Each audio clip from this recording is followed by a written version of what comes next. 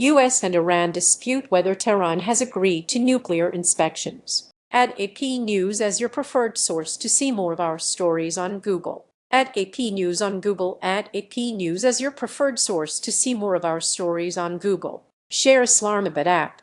The U.S. and Iran were in dispute Tuesday over whether Tehran had agreed to allow UN inspections of its nuclear sites, as officials negotiated over how to permanently end the war in Iran. A separate plan emerged to break the shipping bottleneck through the Strait of Hormuz. The disagreement over nuclear inspections came as Iran's president met with Pakistani mediators and technical teams from the U.S. and Iran continued talks in Switzerland.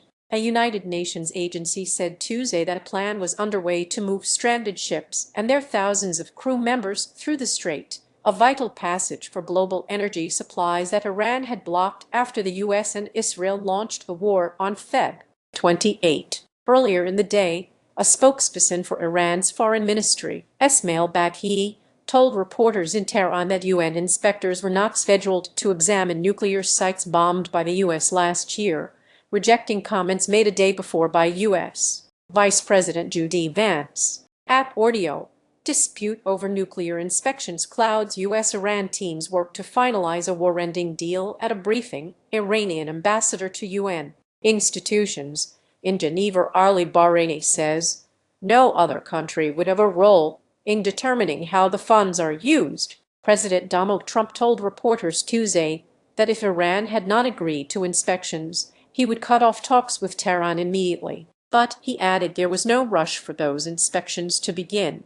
Read more. The International Atomic Energy Agency has not responded to requests for comment over its possible role.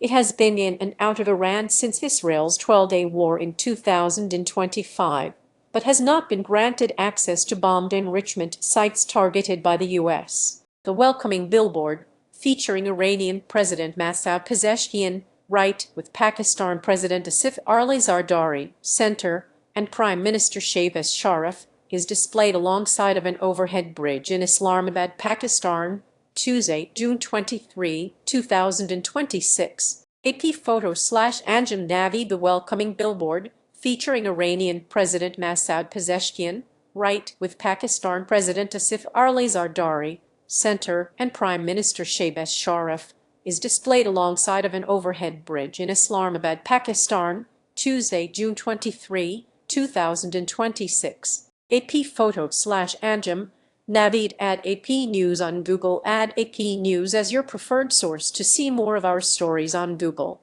Share Facebook. Copy link copied. Print email X LinkedIn Blue Sky Flipboard Pinterest Reddit. Read more. Iran maintains that its nuclear program is for peaceful purposes, though it has highly enriched uranium that could be used to build atomic bombs, should it choose to do so, the IGER has said. The U.S. and Iran agreed to a deal last week that calls for Tehran to dilute its stockpile of enriched uranium and waives U.S.-backed sanctions on the country, while giving each side 60 days to hammer out broader agreements. Plan to evacuate stranded seafarers through Strait of Hormuz. The plan to evacuate 11,000 crew members stranded on ships is being done in cooperation with Iran, Oman, all other coastal states in the region, the United States, and the maritime industry, according to the Secretary-General of the International Maritime Organization, Arsenio Dominguez. We have secured the necessary safety guarantees and have thoroughly verified the conditions for safe navigation to support these operations, he said in a statement. The organization said moving the ships will be done gradually to avoid any risk of collision. A shipping insurance executive cheered the development. That can only be good news for all concerned, said Marcus Baker, Global Head of Marine, Cargo and Logistics for Marsh in London. Sign up for Morning Wire. Our flagship newsletter breaks down the biggest headlines of the day. Email address. Sign up by checking this box. You agree to AP's terms of use and acknowledge that AP may collect and use your data pursuant to our privacy policy, but the uneasy ceasefire already has been tested by Iran saying it closed the strait again over fighting between Israel and the Iranian-backed militia Hezbollah in Lebanon.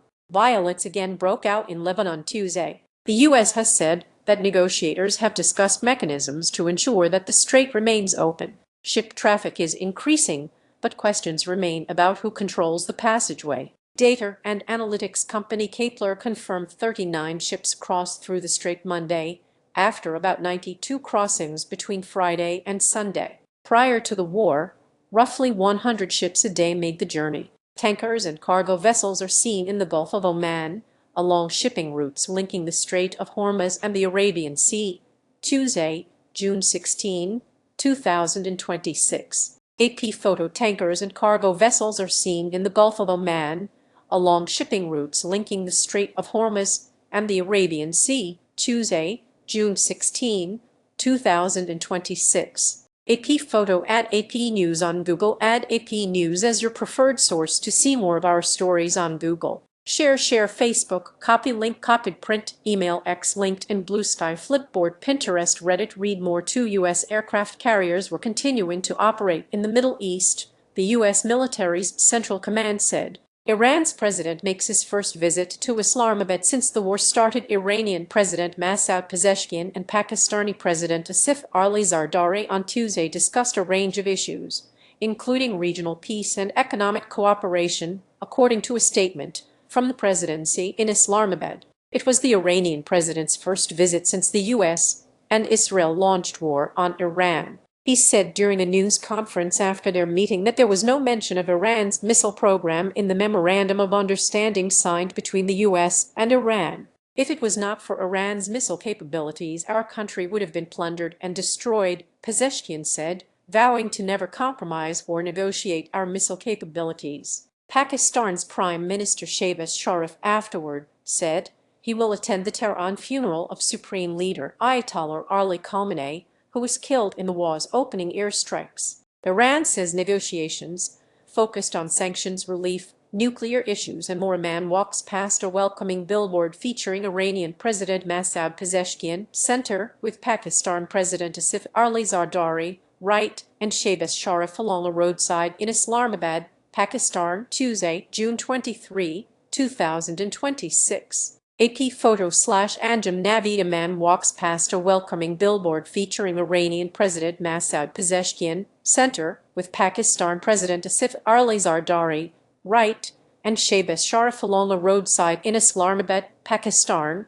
Tuesday, June 23, 2026. AP photo / Anjum Naveed. Add AP News on Google. Add AP News as your preferred source to see more of our stories on Google. Share Facebook, copy link, copied print, email X, LinkedIn, Blue Sky, Flipboard, Pinterest, Reddit. Read more. At the start of a 60-day window to reach a permanent deal to end the war, Iran and the U.S. agreed to create a deconfliction cell to address the fighting between Israel and Hezbollah. Iran said the talks in Switzerland led to the creation of negotiation groups focused on sanctions relief, nuclear issues, reconstruction, and monitoring, according to the state-run IRNA news agency. The report quoted Kazem Garibabadi, a deputy foreign minister leading the talks there, as saying the countries also formed a way to discuss ships moving through Hormuz. In southern Lebanon Tuesday, Israeli soldiers opened fire and killed 2 people. That followed 2 days of calm after a ceasefire brokered Saturday. Any renewal of heavy fighting could threaten the broader diplomatic talks, since Iran has demanded that a full truce in Lebanon be part of any comprehensive deal. Israel occupies part of Lebanon and insists it must be able to attack militants launching attacks into northern Israel. The Israeli military said troops fired at 4 Hezbollah members who were riding a bulldozer and a motorcycle and had entered a security zone and failed to stop despite warning shots. Lebanon's state-run national news agency reported that the 2 men were killed next to a bulldozer clearing a road. No Israeli airstrikes or shelling have been reported since Sunday, and Hezbollah has not claimed any attacks in what has been the longest halt in the fighting since the latest Israel-Hezbollah war erupted in March. Netanyahu raises new questions over fragile Lebanon ceasefire. A displaced family with their belongings returned to their village following a ceasefire between Israel and Hezbollah in the southern port city of Sidon, Lebanon, Tuesday, June 23, 2026. AP photo / Mohammed Zartari. A displaced family with their belongings returned to their village following a ceasefire between Israel and Hezbollah in the southern port city of Sidon, Lebanon, Tuesday, June 23, 2026. AP photo/Mohammed Zertari. Add AP News on Google. Add AP News as your preferred source to see more of our stories on Google. Share Facebook, copy link, copied print, email, X, LinkedIn, Bluesky, Flipboard, Pinterest, Reddit. Read more. Israeli Prime Minister Benjamin Netanyahu said Monday that his military still has full freedom of action in Lebanon to thwart any threats. Neither Israel nor Hezbollah is a signatory to the US-Iran deal. Netanyahu has vowed to keep his forces in southern Lebanon until threats to Israel are eliminated. Hezbollah has refused to halt attacks unless Israel commits to withdrawing. When asked about Netanyahu's comments, Trump said, "We're going to take a look at it," adding that the situation would get solved. The main highway leading south from Beirut was jammed Tuesday with people displaced from southern Lebanon returning to their homes. Among them was Horoner Eldin,